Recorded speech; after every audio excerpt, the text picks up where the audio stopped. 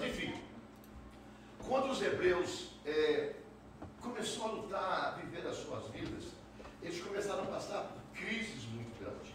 Crise.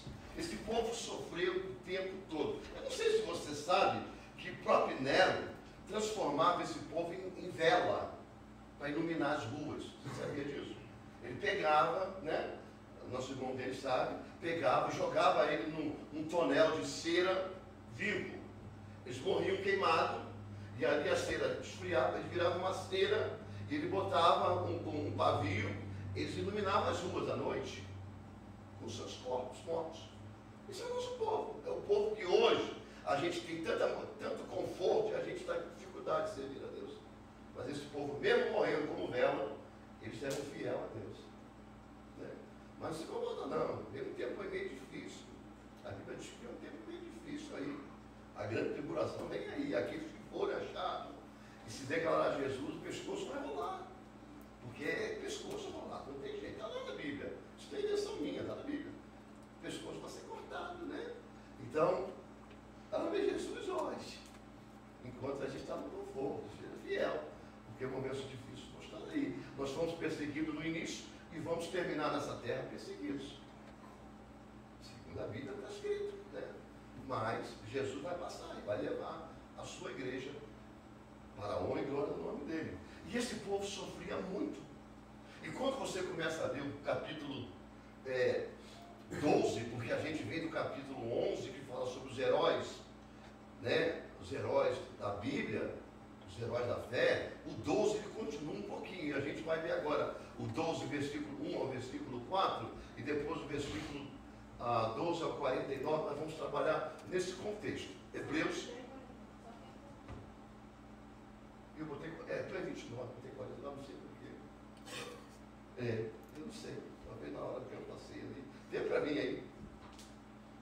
Obrigado, pastor. Só tem 29. Hebreus 1:4. Hebreus 12, 1:4. Diz assim, ó. Ele começa a lembrar ao povo hebreu. A Bíblia, irmão, ela era do que é. Antigamente ela lembrava o povo na sua caminhada, quando o povo estava desistindo. É o mundo de hoje, não mudou nada. Quantos você sabe que está quase parando? Já botou o carro na marcha lenta, deixou o carro na banguela, sem passar a primeira marcha, já está puxando o freio de mão, quase parando o carro. Quantos você conhece? Eu não quero nem falar daqueles que já pararam. Quem parou, parou. Eu estou falando daqueles que estão parando. Quantos nós conhecemos? Eu conheço muito. Você deve conhecer também. Porque é caminhada. E é uma tendência. E essa tendência chama-se apostasia. Essa é a tendência. Não é o enfraquecimento do amor de Deus. Não é distanciando do amor de Deus. Não. O amor de Deus continua. Nós é que estamos distanciando nosso amor do amor de Deus. Nós vamos ver isso aqui de uma forma um pouco diferente. Mas olha o que Paulo está dizendo aos hebreus, ao povo que morava do outro lado do rio. Ele está dizendo assim, portanto, nós também, porque estamos rodeados de uma grande nuvem de testemunhas, e essas testemunhas são as testemunhas da Bíblia, viu? Não é a testemunha, né, alguém fala que são os demônios que querem poder destruir, nada disso. Essas testemunhas são o povo da Bíblia, aqueles que sofreram, mas não desistiram, e que não tiveram o conforto que você tem, o conforto que eu tenho, que não viveram a boa vida que você vive, nem na boa vida que eu vivo. Eu estou falando de boa vida, irmão, não é porque você está cheio de dinheiro e está deitado num divã, nada disso, é porque eles não tinham o que nós temos hoje, em todas as áreas, né? Então eles venceram mesmo na dificuldade. Ele disse assim, olha, pois estamos rodeados de uma tão grande nuvem de testemunha, deixemos todos os embaraços de um pecado que tão de perto nos rodeia, tá? O pecado que tão de perto nos rodeia, e corramos com paciência a carreira que nos foi proposta. Então, ali está dizendo o seguinte, olha, deixe os embaraços. Isso não está chamando ninguém de enrolado. Está chamando pessoas que, quando não tem problema, elas procuram. Sabe, tem gente que às vezes não tem problema, mas elas procuram. Ou ela se envolve em problema, ou ela faz comentários, ou ela... Enfim, tem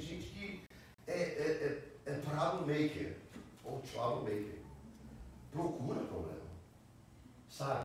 E essas pessoas, você desde criança, você está vendo, tem criança que já nasceu com essa índole de criar problema. É muito chora por tudo, tudo é machucado, tudo é magoado, tudo é difícil. Já começa a sair desde cedo. Você tem que corrigir na raiz para poder mudar um pouco.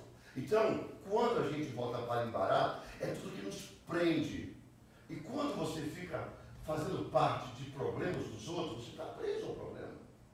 Quando eu chego para você e falo assim, olha aqui, eu queria te contar um negócio. Aí você, de quem é? Ah, é da Camila. Eu já aprendi você a mim, é ela. Porque você ouviu.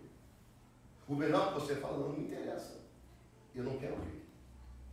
Por quê? Porque eu vou estar envolvido. Agora, tem mais um que sabe. Né? Aí vai depender da sua índole, da sua moral, porque senão você fica no embaraço. E ali diz assim, vamos correr com paciência. Irmãos, a paciência é a alma de todas as coisas. A carreira que nos está proposta. Vamos seguir para a gente trabalhar nesses 4 versículos. Olhando para Jesus, o autor consumidor da fé, o qual, pelo gozo que lhe estava proposto, suportou a cruz, desprezando a afronta, e assentou-se à destra do Todo-Poderoso, do trono poderoso de Deus, o meu poderoso de Deus, mas no trono de Deus. Ele abriu mão, ele desprezou as afrontas. A culpa que ele levou de coisa, o favor que ele fez, mas foi entendido errado. Ele foi afrontado, mas ele abriu mão de tudo isso. Vamos seguir em frente. Considerai, pois, aquele que suportou tais condições, as contradições dos pecadores contra si mesmo, para que não enfraqueçais, desfalecendo do vosso ânimo. Irmãos, a gente está sempre reclamando de alguma coisa. Eu já falei aqui em pregações antigas que a nossa mente, ela só lembra o que é ruim. Dentro de uma história, uma situação boa e uma situação ruim, o ruim fica sempre marcado na nossa mente. O bom é muito pequeno. A nossa mente, ela não é cativa ao que é bom, é mais do que é ruim. O que é ruim marca. E é isso que ele está dizendo assim, olha, não deixa que essas coisas venham à sua mente, porque senão vocês vão enfraquecer. Paulo está trazendo os hebreus a uma realidade, porque a gente vive muito intensamente nossos problemas particulares, e aí o que vai acontecendo? A gente vai enfraquecendo com o quê? Com Deus. A gente enfraquece em Deus. Irmãos, tudo que acontece na nossa vida, a gente joga para cima de Deus. Tudo para cima de Deus. Se tudo está bom, a gente joga para cima de Deus. Se tudo está ruim, a gente joga para cima de Deus. Se tem todo problema, a gente joga para cima de Deus. Tudo a gente joga para cima de Deus. Tudo a gente atribui a Deus nesse meio de coisa. E sabe o que acontece? E a gente começa a enfraquecer. Por quê? Porque quando é bom, está ótimo. Mas também a gente despreza, porque está bom demais. Quando está ruim, a gente começa a reclamar. Também despreza. Por que Deus permite? Paulo está trazendo essa realidade aos hebreus. Por quê? Porque eles estavam entrando no desânimo. É por isso que lá no versículo de 1 diz, olha, entenda bem, vocês estão diante de uma nuvem de testemunhas. Aqueles que sofreram mais do que você, venceram. E você, que eu estou lhe dando condições de sobreviver, condições de viver, condições de ter, e vocês estão aí, por qualquer coisinha, se distanciando de mim. Viu? Porque às vezes, irmão, o ter nos leva para longe de Deus. A maioria das vezes. O faltar nos leva para Deus. Porque a gente só depende dele. Essa é a verdade. Infelizmente, essa é a verdade. Eu fico pensando, quantos aqui, irmão, seja sincero para mim, quantos aqui, seja sincero, eu não fiz antes, eu fiz quando estava no aeroporto para pegar o bilhete do avião. Porque eu tenho medo de avião até hoje. Quem não tem, quanto pau? Eu não quero ver na hora de dar uma chacoalhada para poder fazer a caipirinha lá dentro com você, se você não fica, Jesus, segura aí, velho. luzinha, você toma, chega a tomar um Rupinol. Rupinol é um remédio que você toma e cai aqui do lado. Aí acende a luzinha, você dorme com o olho aberto, assim, um fechado para descansar. Tem gente, eu sou um desses. Eu não tenho paciência no Brasil, porque eu não aguento 9 horas dentro do avião. Eu tenho que tomar mamãe me desloca, né? Senhor, segura minha alma até eu chegar lá, depois você me devolve, porque senão eu não acordo. Sinceramente, já fui, eu não tenho mais paciência de ficar 9 horas. Alguém vai dizer, mas o senhor é chique, por que você pode ir? Só fala isso. Ué, antes também não podia ir, não queria, não gostava de ir, por causa das horas. Não é o Brasil, é as horas de avião. Quem vai sabe muito bem o transtorno que é. E o pior é que você não sai de Kennedy, você vai daqui por Kennedy é 1 hora e 1 hora e meia, dependendo do trânsito. Aí entra no avião, chega lá, desce aonde você vai descer. O pessoal que mora em Minas é um pouco mais sacrificado. Mas quem mora no norte e vai para São Paulo é mais ainda. Eu não desço do Rio, fico no Rio. Entendeu? Mas do Rio, do aeroporto para onde eu ia, é mais 1 hora de carro. Você chega 2 horas, chega morto. E 2 horas para vir embora. E mais 9 de avião. E mais um. Irmão, é uma vida. Você tira 7 dias de férias, você perde 1 para ir, 1 para voltar, tem 5. Tem 5. E nesses 5 você tem que fazer tudo. Aí eu comecei a desistir, a ficar com preguiça de ir, no sentido de a passagem. Tá aqui para o México, a gente faz do Nova York, faz 3 horas e pouco, né? Ele diz 4 porque desce só aquela coisa toda. Ainda assim já me incomoda um pouco, eu queria fechar o olho e chegar lá. Por isso que é bom navio. Navio, irmão, você chega aqui em Nova York, para seu carro perto do navio, desce as suas malas, põe lá, não vai ver mais, só vai ver quando chegar no seu quarto. Você entra no navio, em Nova York você já está de férias. Em Nova York, dentro do navio, você já está de férias. Porque dentro do navio tem tudo. Você sai daqui de férias, fica de férias, 7 dias trancado numa jaula do navio, mas tem tudo. E tem hora que ele faz assim, ó. Aí você fala, será que eu fumei? Será que eu bebi? Ou se eu já estou indo? Sabe? Tem a Main Street, que é uma rua principal assim do navio. Eu digo Main Street porque é a rua principal. Tá? De fora a fora do navio. E aqui ficam as boutiques. De tudo, de joia, de roupa, restaurante, é tudo aqui. Como se fosse um navio. Aí você anda assim, ó. Procurando restaurante. Você nem bebeu ainda, filho. Imagine quem bebe. Aí as mulheres, tem dia que a mulher vem toda. Porque a mulher é bom, mulher é bom. Ela leva 5 malas, 4 e meia só de vestido e sandália. Aí tem umas escadas assim de neon, que vai de baixo até em cima para tirar foto. O marido de smoking e ela de sandália assim, aí fica assim, ó.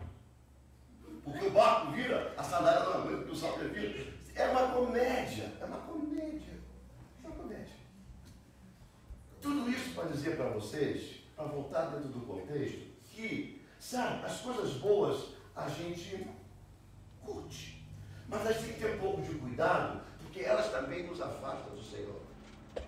Mas as que são ruins, ela não faz, ela nos aproxima do Senhor. Mas tem pessoas que encaram essas situações todas, mas se distanciam do Senhor por qualquer coisa. Paulo está alertando isso a eles, porque eles estavam desfalecendo, lá está dizendo.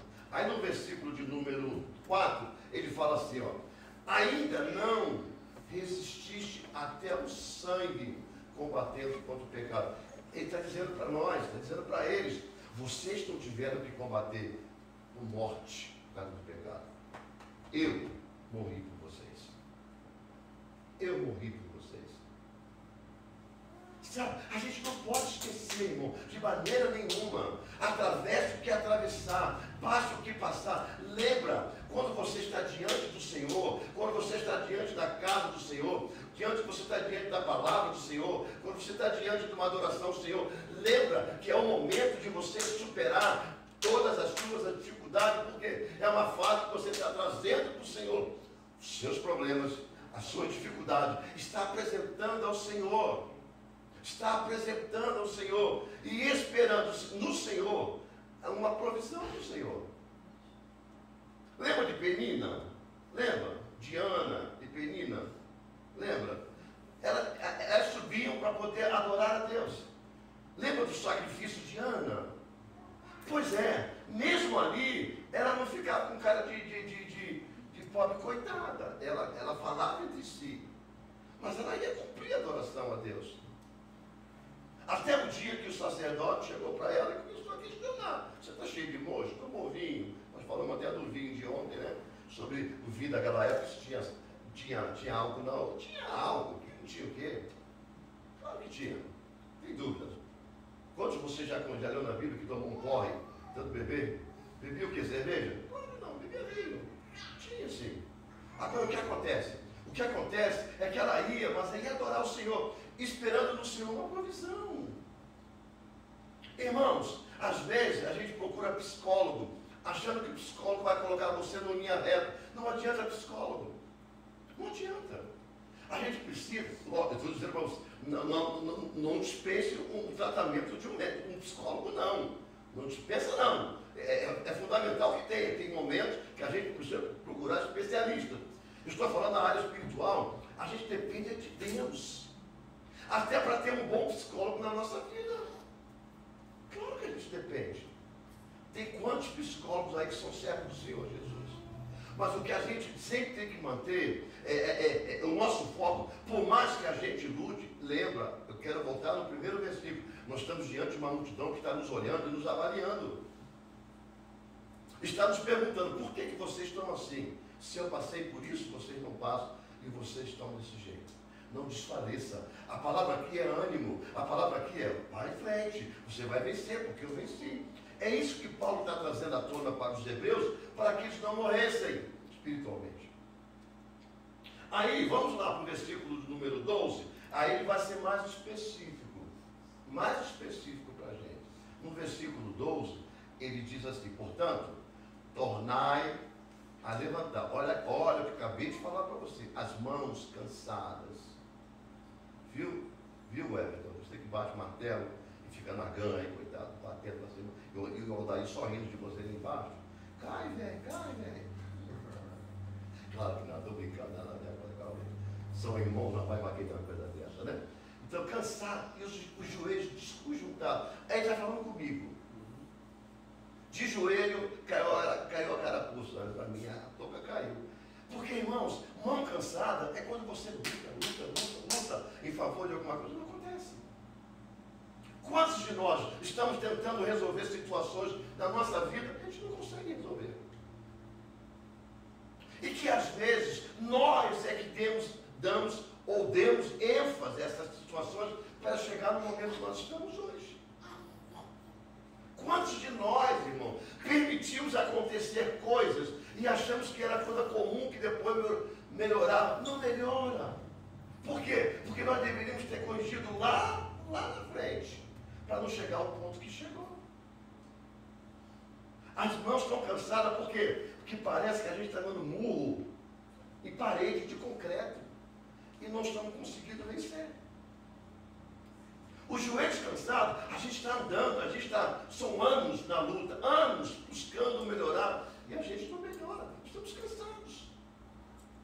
Quantas vezes a gente avalia uma situação da nossa vida e fala assim, gente, eu estou passando por isso há muitos anos, não muda. Eu tenho uma nova para você, sabe? Você deveria ter corrigido antes, você deveria ter melhorado a sua performance antes. Agora é uma questão de esperar no Senhor e não desfalecer. Sabe? Não adianta tentar fazer aquilo que você não vai conseguir. Não adianta tentar melhorar aquilo que você contribuiu para desistir, para poder ficar torto. Você está cansando nas mãos, seu joelho, tá? Mas sabe por quê? O resultado foi seu. O resultado foi seu. É o que eu digo sempre. Eu estava conversando com uma pessoa americana. Eu disse para ele, olha, você vai me desculpar. Sabe, eu entendo muito bem vocês.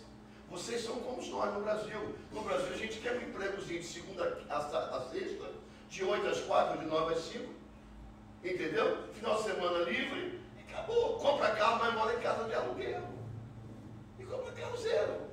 Ah, não é? Essa é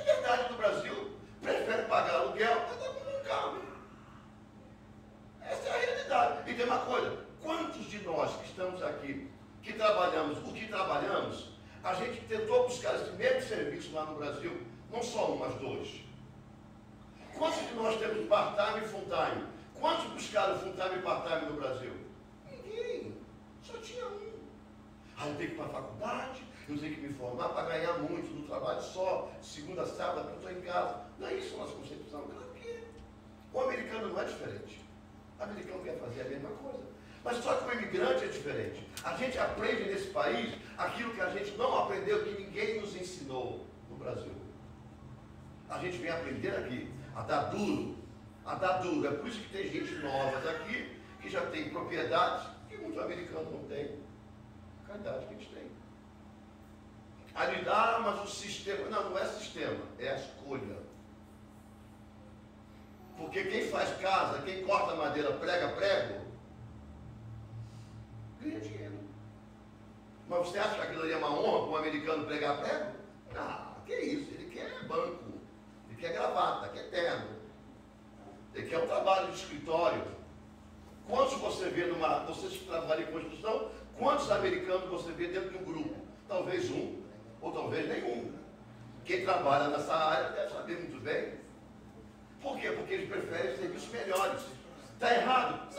Não vejo nada errado. Só que se você tem um goal, você tem um projeto mais longo, você tem que trabalhar quando você é jovem. Aí o que acontece? Chega numa certa idade, não consegui nada. Aí você contribuiu desde o início a não conseguir nada na velhice. Assim são os problemas. Os problemas surgem na vida das pessoas, mas elas não corrigem. Elas estão jogando para debaixo do tapete.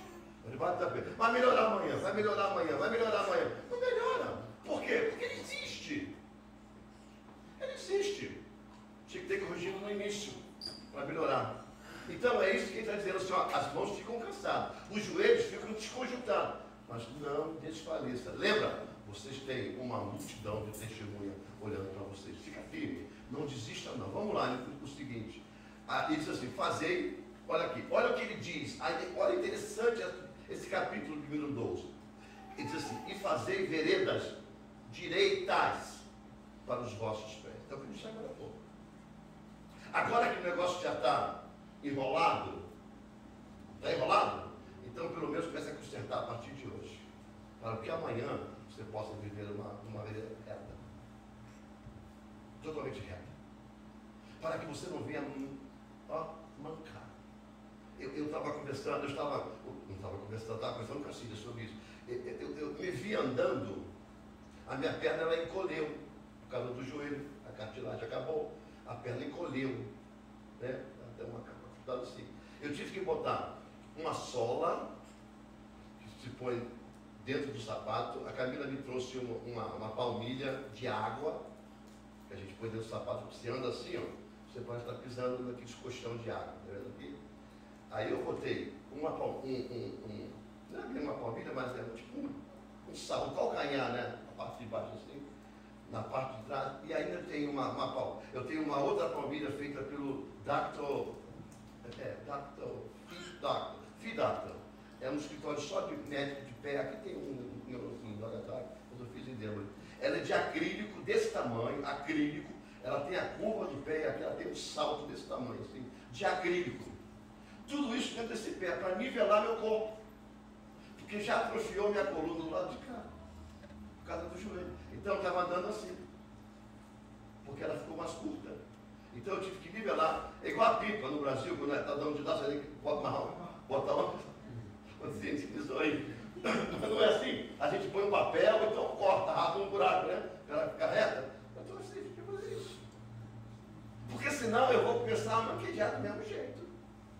O problema existiu. Você podia ter corrigido? Eu poderia ter corrigido. Eu não corrigi. Corria que nem um desesperado, corria de madrugada, corria à noite, corria de dia.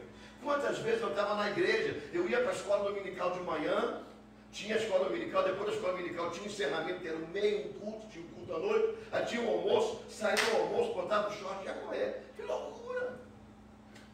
Desde que eu era apropriado, tudo isso veio arrebentando a gente. Hoje, eu sofro porque eu tenho um problema, eu tenho meu joelho, tenho problema no joelho, eu estou desse jeito. O que eu tinha que fazer? Tinha que mudar lá do início. E não mudei. agora eu sofro a consequência. O que eu tenho que fazer? Corrigir a minha deficiência para que o que eu tenho agora possa suportar a atrofia que eu já tive no tempo passado. É isso que Paulo está trazendo a realidade aos hebreus, porque estavam desistindo, irmão. Estavam no início. Toda obra no início é difícil, mas no meio é pior ainda. No meio da caminhada com Cristo é que muita gente começa a desistir, porque no final não chegou ainda. No final não chegou. A gente escuta focos de pessoas que teve um arrebatamento, entrou em coma, viu isso, viu aquilo. São relatos, a gente não sabe. Né? A gente não sabe, são relatos, a gente não está lá, não tem como provar, é a palavra deles. Mas a gente não sabe o final. A gente imagina, porque está escrito, a gente lê, a gente pode conjecturar, mas a gente não pode ver. Agora, uma coisa é o seguinte, a gente está no meio de uma caminhada, e a Bíblia diz que nessa caminhada muitos irão fraquejar, muitos irão parar, a apostasia vai consumir a muitos. É a Bíblia que diz, não sou eu. Mas aí traz a realidade.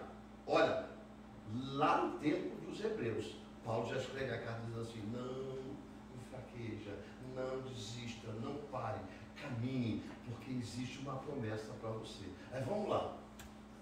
Ele diz assim, segue a paz com todos. Segue a paz com todos. E a santificação, sem a qual ninguém verá ao Senhor. Mas não adianta, santificação não é roupa, tá? Santificação é de dentro para fora. A santificação que você faz é quando aquela hora que você tem tudo para fazer errado, você diz não ao que você tem para fazer errado. Esse é o processo da santificação. Sabe? É quando você tem algo para fazer e aquilo vai te trazer um prejuízo diante de Deus, você diz não. Então você está no processo da santificação. Não é beato, não é com a mãozinha para o alto, não é roupa no pé, não é coque na cabeça, nada disso. E isso é dentro. O que o Senhor avalia não é a roupa, mas é dentro. Eu acho que a roupa, que às vezes também tem hora que o negócio fica meio feio, né? Algumas roupas, né? Fica meio feio. Mas é de dentro para fora. A santificação ela tem que ser feita no seu intelecto, no seu raciocínio. Não, isso é errado, eu não vou fazer. Sem essa, ninguém verá o Senhor. Aí vamos lá na sequência. Olha, tendo cuidado com que ninguém se prive da graça de Deus. É isso que eu falei desde o início, irmão. Não adianta a gente trazer o Antigo Testamento para dentro da igreja, em meio de um culto, para fazer extravagância dentro da igreja, e todo mundo descalço dentro da igreja, todo mundo gritando, voando. Não adianta, isso aí não vai levar. Isso não traz a presença do Senhor. Nunca trouxe. Jesus nunca fez isso. Nós temos que viver a verdadeira mensagem de Cristo. Nós vivemos na graça. A graça é o quê? É o favor imerecido. Nós vivemos no momento em que Cristo deixou para nós. Devemos ser o quê? Caminhar, prosseguir naquilo que Jesus Cristo deixou para nós. Ó, tendo cuidado que ninguém se prive da graça de Deus e de que nenhuma raiz da amargura brotando vos perturbe e por ela muitos se contaminam. E aí, a gente começa a encontrar pessoas dentro da igreja, que estão fora da igreja. Nós estávamos conversando, Rogério, comigo passaram algumas coisas assim, uma coisa assim por alto, sem nem mencionar ninguém, mas a questão de conversa, que como a gente conhece pessoas que se distanciam porque sofreram por alguém dentro da igreja, por causa de frases colocadas, posicionamentos colocados. Se eu tivesse que olhar para uma irmãzinha minha, eu não estava na igreja nem como membro hoje, porque eu usava brinco, tá? Na minha juventude eu usava brinco. Depois não vem com piadinha para mim não, porque eu passo fogo em vocês. Eu conheço os golpes. Eu conheço os golpes. No bom sentido, gente. Eu estou brincando, vocês sabem que eu estou brincando com vocês. Mas eu não tenho vergonha de dizer, eu usava brinco. Aí a irmãzinha falou assim, não, você não vai pro céu não, eu te brinco a sua língua. Meu brinco é mais leve, a língua é mais pesada. E se eu fosse olhar para ela, eu não estaria na igreja. Não é? Hoje em dia, eu não estou mais com brinco, mas ela continua com a língua. Ela não morreu ainda, a língua está lá, só se ela cortou. Ela não corta. Ela não fala. Às vezes tem coisas que a gente se choca. Sabe? A gente se choca e se afasta de Deus. Eu tive irmão em Cristo, irmão, que frequentou junto conosco, que abandonou a igreja porque a outra irmã prometeu o sofá, não deu para ele. Vocês estão rindo? Ele disse, não vou mais não consigo olhar para a cara dela. Ela me garantiu o sofá e não me deu. Eu digo, Cristo, o que é isso? Eu compro para você no salveiro, se você quiser. Porque é o máximo que eu posso te dar, não é usado. Sumiu. E olha, não ficou igreja nenhuma, irmão. Eu vejo até hoje por aí, igreja nenhuma. Se magoou-se mesmo, por causa de um sofá. Você está entendendo? Tem pessoas que são assim, infelizmente. Tem pessoas que são tão sensíveis, mas é só contra Deus. A favor de Deus ninguém é sensível. Quando saem da igreja, por causa de alguma coisa que aconteceu na igreja, parece que quem faz mal a eles é Deus, não é o irmão. Se você vem aqui por causa de alguém aqui, você está na situação errada, me desculpa. Se você vem aqui porque alguém aqui é nice com você, isso pode até te influenciar na amizade, mas se essa é a sua intenção para ver a pessoa, você está no lugar errado. É melhor você ir para o bar à noite. Desculpa. A gente vem aqui porque a gente dá a Deus a honra que Ele merece. A gente vem aqui por Deus, irmão. A gente vem aqui por gratidão. Independente se o irmão vai rir para mim ou não.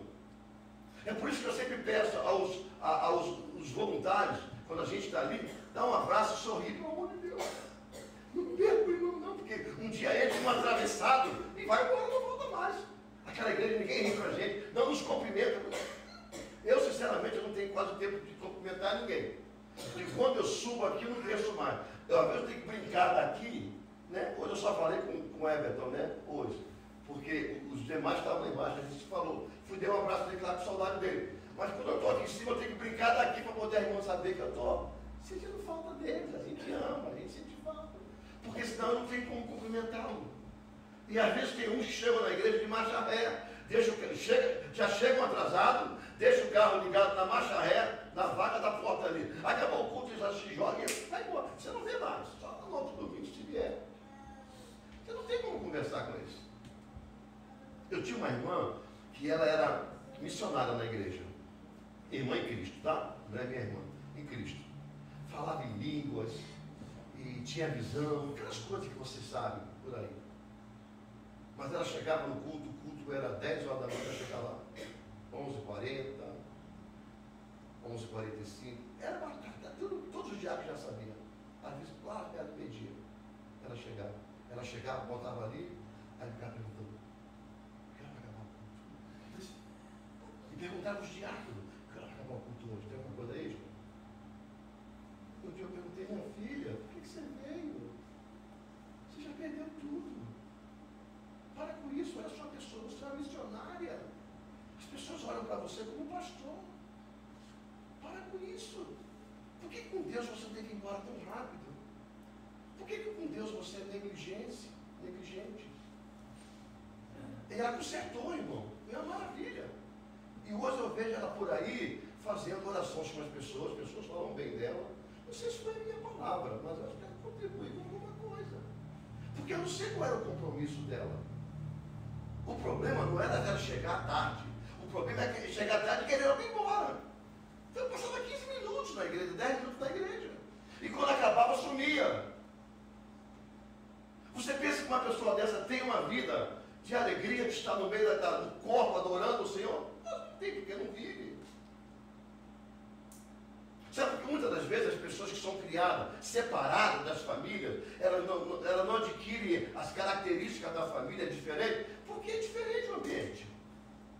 Elas não passam tempo juntos. Não há momento de abraçar, não há momento de comunhar, não há momento de tomar café juntos. Gente, a gente se esforça muito para ter 1h30 de culto, 2 horas, de 10h15 a meio-dia, nós estamos quase terminando, 1h45, quase 2 horas, tá? A gente procura o máximo de ter comunhão, para que a gente possa desfrutar um do outro. A gente até inventou um café da manhã, para que aqueles que chegam a gente tenha comunhão com o outro. Mas é difícil. É um dia, 1h30. Nós queremos dizer para vocês que a gente faz questão de saber como é que você está. Nós não temos acesso e não vamos na sua casa fazer visita surpresa, porque não é assim que funciona. Sua casa, seu esconderijo. Mas a gente faz questão de dizer para você, a gente gosta de você. Porque aqueles que eu não gosto, irmão, eu nem vejo. Se passar, eu fico cego. Porque eu não quero ter problema. Mas aqueles que a gente gosta, a gente faz tudo para ter comunhão. Porque senão a nossa amizade, a nossa irmandade vai desfalecendo. Há um espaço. E a gente quer dizer para você, como igreja, você é importante para nós. Você é parte do meu corpo. E eu sou parte do seu corpo. Se você é torto, eu sou torto. Me desculpa. Mas a gente sente falta. É só isso. Não é controlar a vida. Não é fazer questão. Não. Faz questão sim de andar junto. Pelo menos um dia. Questão de hora. É importante. Quantos aqui têm um hábito de, estavam no Brasil, de passar Natal com a família? Eu digo com parente. Família, você, seu marido, sua esposa ou seu esposo. Com parente, mãe, pai. Às vezes só chegava no Natal, não é verdade? Porque durante o ano a vida era muito corrida, a vida mudou, né? Mudou para uma cidade, mudou para um estado. Quando chegava no Natal, já preparava. Aquilo era importante para você? Acredito que era. Né? As filhas chegavam em casa e ajudar a mãe a fazer alguma coisa, e preparar a mesa, cozinhar, né? As crianças correndo já com os primos e primas, aquelas coisas todas.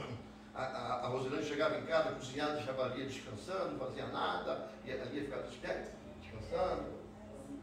Era assim mesmo. Era assim, minha mão trabalhando no espaço. Era assim mesmo. Mas o que acontece? Era um momento gostoso. E às vezes, na hora de ir embora, eu ficava assim, poxa, eu vou ir embora. Agora, ano novo, eu vou ter que passar com a mãe dela, ou com a mãe dele. Eu vou estar com a minha mãe, não tenho como juntar. É importante, é importante. Muito importante. Porque a gente se desfalece, a gente se separa. E é isso que Paulo está dizendo. Se você não manter, pode passar o seguinte, tá, minha filha? Se você não manter essa comunhão, se você não, você vai enfraquecer, a sua mão vai cansar, seus joelhos vão entortar, e você não tem condição de caminhar mais. Sozinho ninguém caminha. Sozinho ninguém caminha. Eu não fui criado. Eu fui criado, a minha criação, e eu peço perdão a algumas pessoas, porque às vezes você vem de um contexto do Brasil, que o contexto do Brasil a casa sempre cheia. Né? Tem famílias que mãe tem 4, 5 filhos. Né? Os filhos casam, as filhas casam, e vê parente, essas coisas todas. Né? Então a casa da mãe é sempre cheia. Né? É um aglutinado, todo mundo chega, come, bebe, fala, dorme, criança corre, quebra, tudo bem. Essa é a família. Isso é ter comunhão, porque isso é a raiz deles. Eu não fui criado assim, minha família não é assim. A minha família é uma família que cada um vive no seu lugar, se encontra nos dias especiais e volta para o seu lugar. A sua vida social é a vida social. A sua vida familiar é uma vida familiar. A vida de comunhão com os parentes é uma vida. Tudo no seu tempo, na sua hora. Por isso que eu não tenho esse hábito de ter casa cheia. E também não gosto. É que eu digo sempre, a minha casa ela é aberta para quem precisar uma conversa. A qualquer hora. Pode me chamar, pode ligar. Uma conversa especial. Agora, para jogar a conversa fora, me desculpe, eu não tenho tempo. Eu trabalho muito. Eu fico cansado. E a minha casa é o lugar que eu jogo o chinelo pro alto, piso no chão, e só para. A minha casa é hotel. Em casa. Agora que eu estou vivendo eu estou em Lua de Mel, é hotel. Eu estou em Lua de Mel, Em 30 e poucos anos agora, eu estou com a minha esposa sozinha, eu e ela. Estou em Lua de Mel. A Camila está morando no apartamento dela. Só tenho eu e minha esposa. Estou em Lua de Mel, todo. Nunca tive Lua de Mel. Porque não deu tempo nem de fazer Lua de Mel depois que casei, né? Não deu tempo. O que acontece? O que acontece é que a minha casa está aberta. Você vai lá, a gente vai bater um bom papo, vamos tomar um bom café, a gente vai conversar os problemas e vamos resolver. É um campo neutro? É um campo neutro. Não é para bater papo, para poder jogar conversa fora. Aí vai surgir comentário de alguma coisa, e já está a minha casa envolvida. Uma vez que a minha casa foi aberta por mim, para poder entrar comentários dos outros, eu estou abrindo portas para o diabo. porque a fofoca não vem de Deus. Viu? Então, essa é a minha questão. Eu peço perdão porque é desse jeito que eu fui criado. A minha mãe era assim. Então, a gente tinha essa dificuldade de viver nesse tipo de coisa. Então, em casa, a gente tem essa concepção. E é assim que eu criei minha filha, desta forma. Mas, quando toca-se em termos de igreja, para mim, como eu queria, como eu quero ter comunhão com vocês. Mesmo que seja na igreja. Né? Mesmo que seja na praia, no verão. Claro que sim. Para que a gente possa caminhar. Porque aí, sabe o que acontece? Olha o que aconteceu. Olha lá. Ninguém seja devasso. Devasso seja levado, né? Levado por opiniões. Não vamos levar para o lado pejorativo das coisas. Ou profano, ou seja, inventar coisas que não convém. Como Esaú. Olha, Esaú, para uma refeição, vendeu o direito da primogenitura. Por causa de uma comida. E eu conheço muita gente que na mesa da comida ali se torna um covis de malfeitores. Na mesa da comida, que sai os piores comentários. Lembra aquela historiazinha que os meninos diziam assim: mamãe, a gente podia morar na igreja. Por quê? Porque o papai é tão diferente lá na igreja. Eles já escutaram sobre isso, né? Não sei se tem uma parábola, se tem uma verdade. Então, é desse jeito. A gente não pode viver, por quê? Porque senão a gente vai vender aquilo que Cristo deixou para nós. Irmãos, a gente vive rodeado de testemunhas. Mas também a Bíblia nos diz que ao nosso derredor fica um montão de cão, sabe? Um monte de malfeitores, tentando tirar de mim e de você aquilo que Deus deu para nós. E de que forma? Quando a gente abre a porta da nossa vida, abre a porta da nossa família, abre a porta da nossa casa, abre a porta da nossa existência e deixar o diabo entrar para poder virar problema, criar problemas. Sabe, isso tudo acontecia no meio do povo lá, nos hebreus. E Paulo está trazendo isso à tona. Paulo está trazendo para fortalecer. Às vezes, irmão, a gente vende uma comunhão com Deus por um prato de lentilha. Simplesmente porque vai ganhar uma ninharia de um dinheiro que às vezes chega ali, compra uma roupa que não deu certo, rasga, perde a roupa. Pelo dinheiro que ganhou. Pelo dinheiro que ganhou. Um dia eu estava trabalhando, fazendo limpeza de escritório, meu patrão chegou e falou assim: eu tenho um prédio para limpar para você e para a sua esposa. Eu digo: tem, que bom. Você não perguntou se eu quero, você falou que eu tenho, se eu tenho, tudo bem, mas se eu quero, eu não sei. Vamos conversar. Vou pagar $87 por 2 semanas.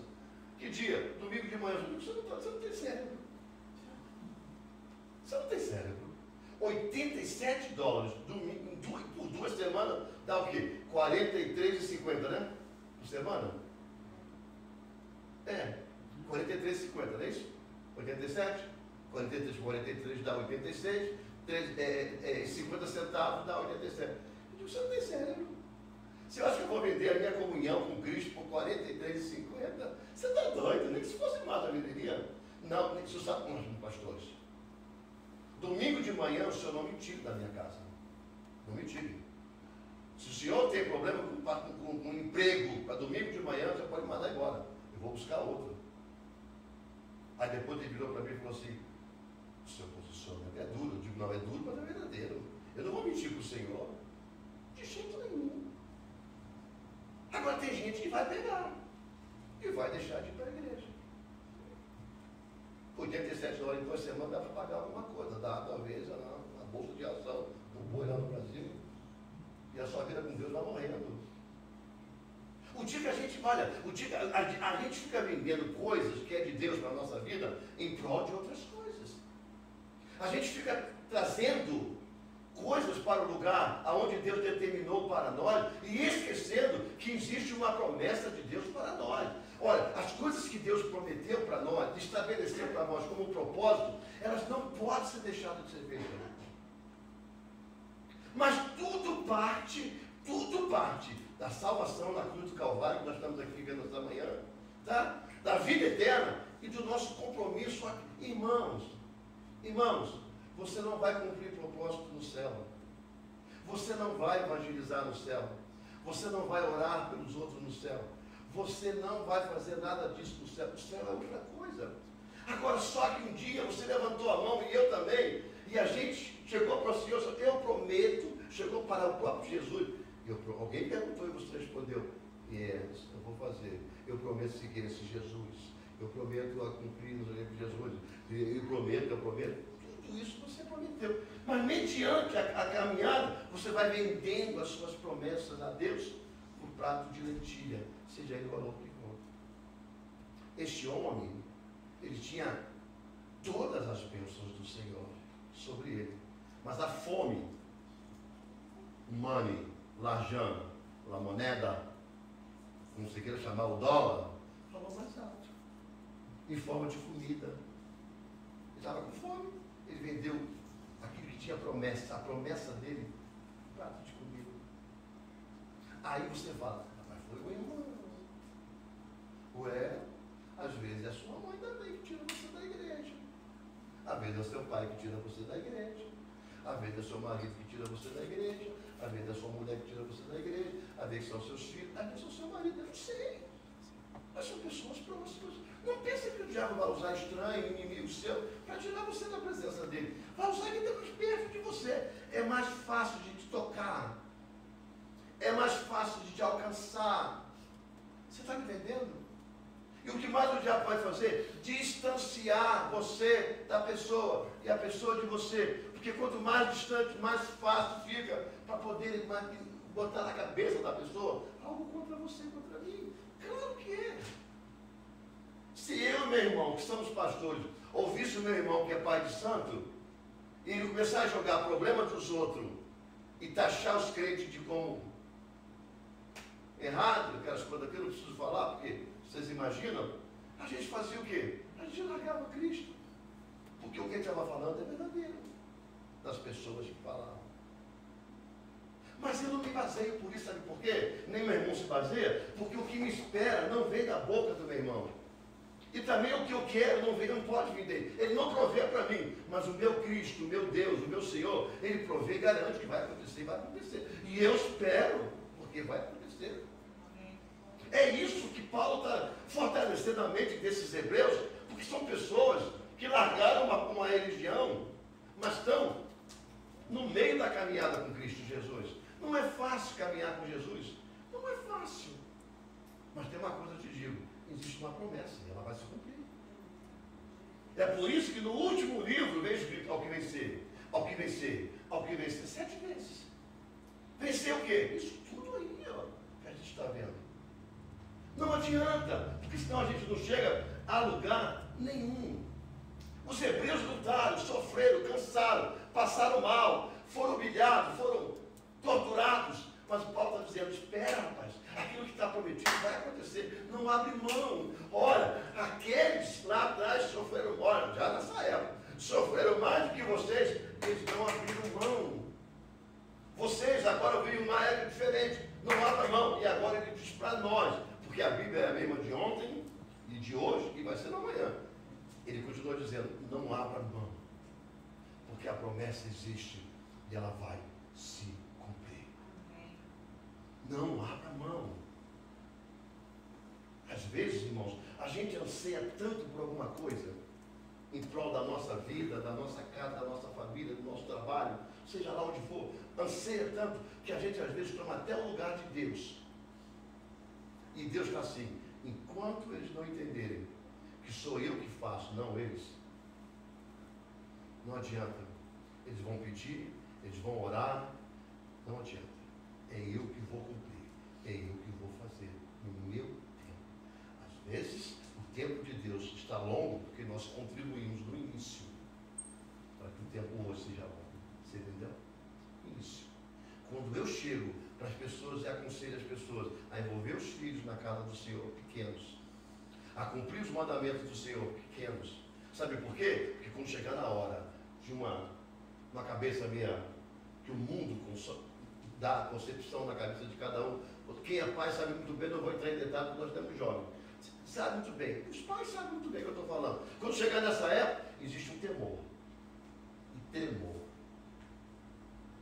Mostre para o seu filho, mostre para as suas filhas o Deus que você tem fé. Agora, sabe que você tem que ter fé. Não é enganar que ter fé. Não é usar Deus para que ele venha usar depois no final. Não. É ter fé nesse Deus. E dizer para ele que nosso Deus é um Deus verdadeiro. E ele cumpre, ele promete que ele cumpre. Ele cumpre.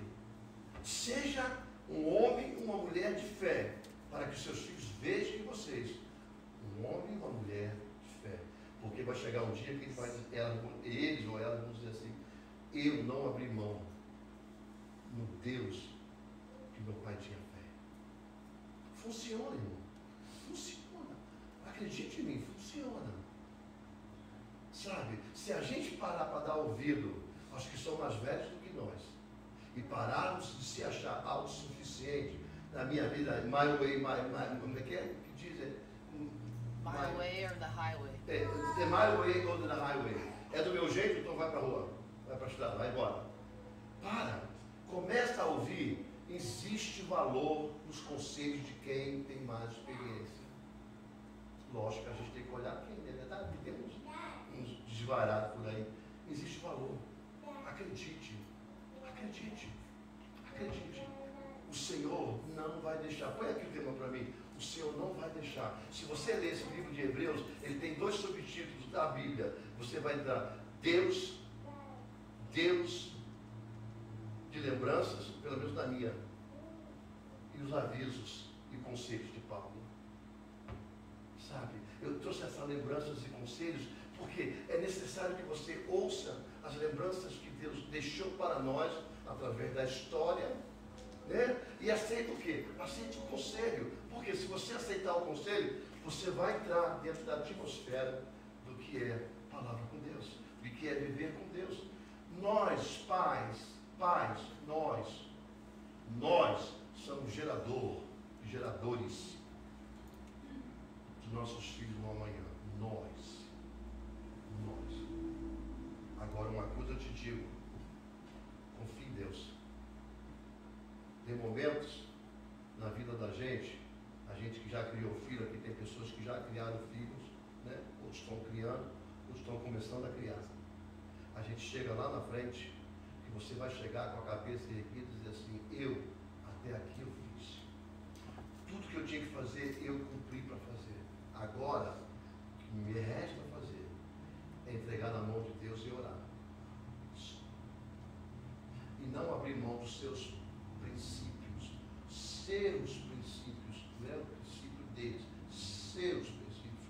Você tem que manter seu princípio do início ao fim. O que você era, você tem que ser e será. O que você fazia, você faz e fará. Porque é essa constância que vai colocar os seus filhos no lugar que eles precisam estar. É assim que a gente funciona. É assim que a gente aprendeu. Eu fui criado sem pai. Meu pai abandonou minha mãe que tinha 6 anos de idade, 7 anos de idade. Eu sou caçula. Fui criado sem pai. Mas eu entendi muito bem na minha vida. Aprendi muito bem com Jesus o que é ser pai. E procurei botar estou falando meu exemplo, eu. Não quer me seguir, não tem problema, não precisa seguir. Segue outras pessoas que você conhece, que tem intimidade, que são pessoas boas, não tem problema. Mas sempre nós não abrimos mãos daquilo que provém de Deus. A minha esposa é pior do que eu. Eu não sou negociável, bem negociável. A Cídia não é negociável. Ela não abre mão. Ela vai bater até o final. Aquilo que ela diz, que ela fala, que ela pensa, é até o final. Então, eu sou mais negociável. Fique firme. Traz a lembrança dos seus filhos, do Deus da sua vida, e aconselha eles. Porque uma palavra para a família os hebreus também eram família, e Paulo não deixou eles. Que Deus possa abençoar. Nós temos uma manhã de encontro com o Pai. De uma manhã onde a gente senta na mesa e o Pai começa a conversar. Sabe, eu não sei se vocês têm os hábitos disso. De um dia sentar na mesa com seus filhos para comer, começar a contar a história da vida de vocês. Conta histórias boas, de exemplo, conta uma história